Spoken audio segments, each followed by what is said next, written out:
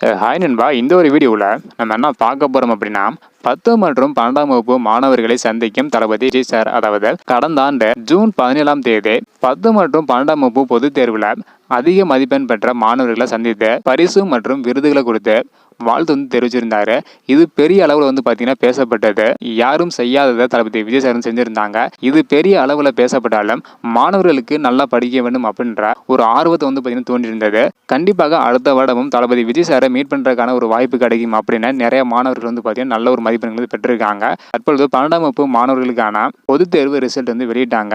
So 10ஆம் வகுப்பு மாணவர்களுக்கான ரிசல்ட் பார்த்தீங்கன்னா வெளியாக போகுது. கடந்த ஆண்டு நடைபெற்ற விருது வழங்கும் விழா இந்த வருடமும் நடைபெறும் அப்படின்னு மாணவர்கள் எல்லாருமே பார்த்தீங்கன்னா ஆர்வமுடன் இருக்காங்க.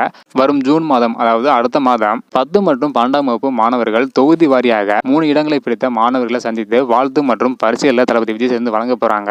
600க்கு 600 மதிப்பெண் பெற்ற திண்டுக்கல் சேர்ந்த நந்தினி அவர்களுக்கு வைர நெக்கல்ஸை தளபதி விஜய் சேர்ந்து வழங்கியிருந்தாங்க.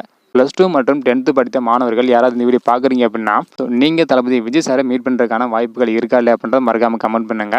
ஸோ வர ஜூன் மாதம், அடுத்த மாதம் பார்த்தீங்கன்னா தளபதி விஜய் சாரோட பிறந்தநாள் வருது. விழாவும் அடுத்த மாதம் நடைபெற போகுது. ஸோ யாரில் ஈகராக வெயிட் பண்ணுறீங்க அப்படின்றத மறக்காமல் கமெண்ட் பண்ணுங்க. இந்த வீடியோ பார்த்தீங்கன்னா மறக்காமல் எல்லாருக்குமே ஷேர் பண்ணுங்க. ஓகே நண்பா, தேங்க்யூ.